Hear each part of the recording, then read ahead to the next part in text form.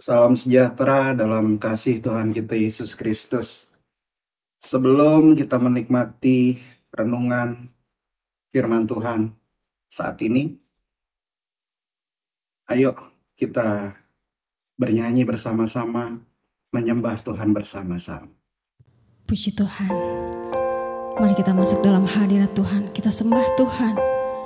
Dia yang sudah memberikan kemenangan bagi kita. Haleluya.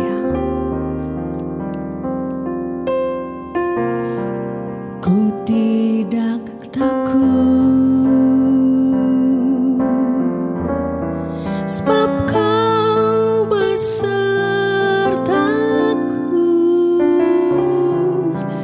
Ku tidak bimbang, sebab Engkau Allahku.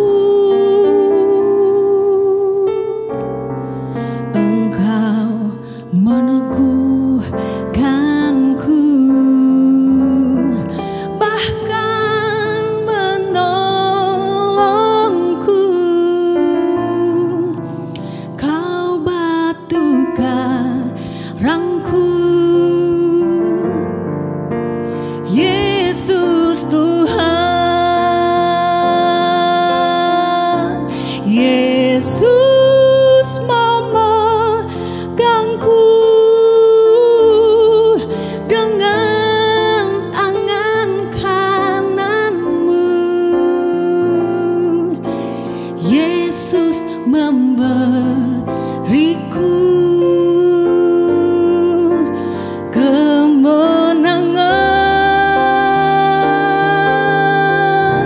Yesus memegangku dengan tangan kananmu. Kau batu karangku,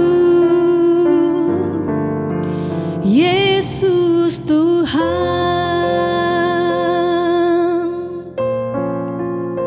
Haleluya Yesus.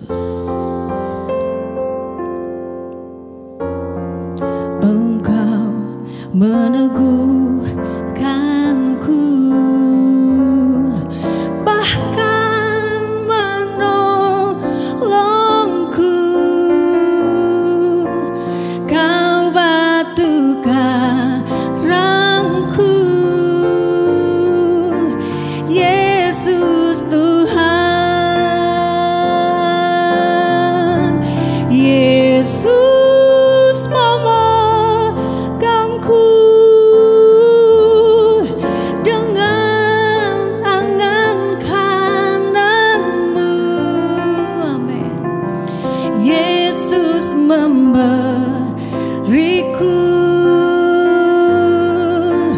kemenangan. Yesus memegangku dengan tangan kananmu. Yesus memberiku kemenangan.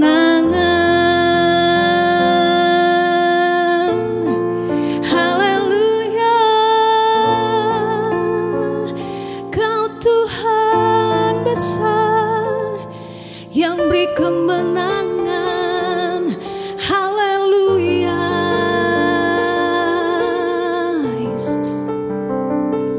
Puji Tuhan. Haleluya.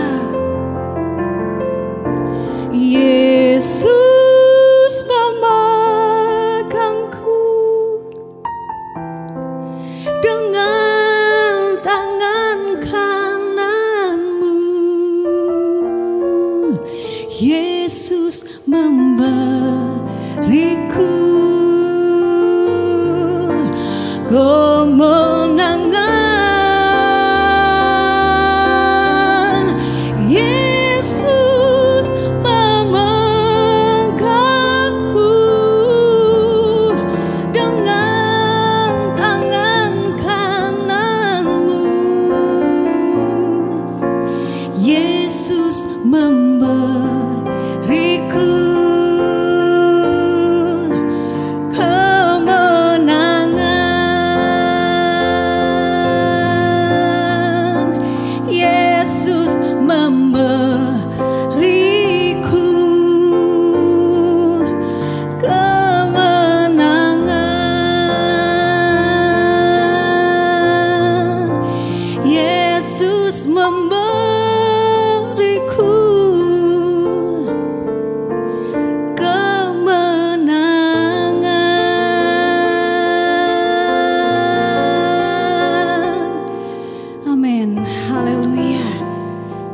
Terpujilah nama-Mu Tuhan. Siap kita mendengarkan firman Tuhan dengan hati yang terbuka. Haleluya.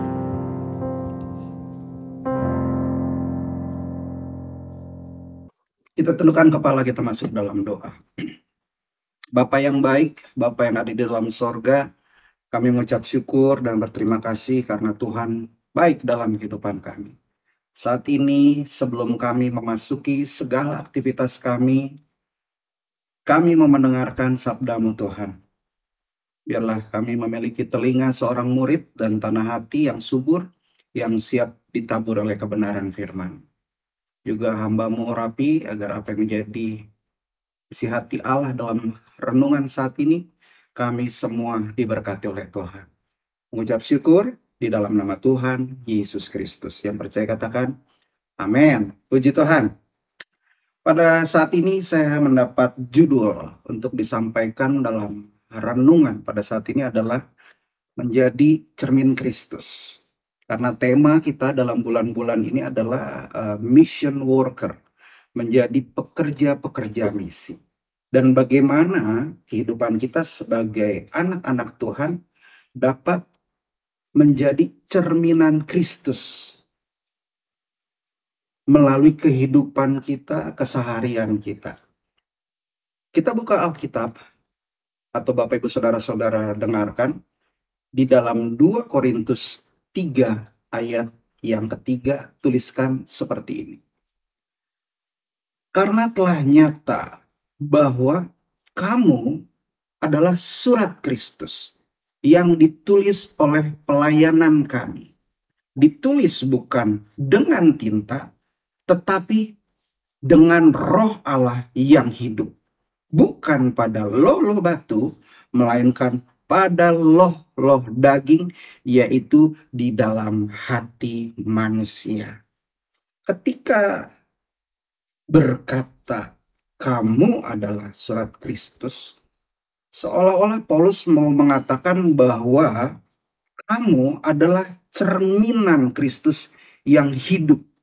Seluruh kehidupan kita bagaikan surat yang terbuka, yang dapat dilihat, bahkan dibaca oleh semua orang, Bapak Ibu Saudara-saudara. Kita seharusnya adalah orang-orang yang hidupnya sudah diubahkan dan mengenal Tuhan dan hidup berjalan di dalam kebenaran Tuhan itu sendiri. Kasih Tuhan, kuasa Kristus yang nyata seharusnya menjadikan kita sebagai cermin untuk memperkenalkan Kristus dan membawa mereka kepada keselamatan atau mengenal Tuhan dengan sesungguhnya. Dan kita sebagai orang-orang yang hidup mencerminkan Kristus harus menyatakan jelas karakter Kristus dalam kehidupan kita. Tapi sayang Bapak Ibu Saudara-saudara, sejujurnya banyak orang-orang Kristen yang tidak menyadari bahwa dia adalah cerminan hidup. Karena ya perbuatan mereka, kesaksian mereka tidak mencerminkan Kristus. Apa yang mereka buat, apa yang mereka lakukan justru membuat orang menjadi dingin dengan kekristenan itu sendiri. Ini juga pernah dialami oleh Mahatma Gandhi, Bapak Ibu Saudara-saudara.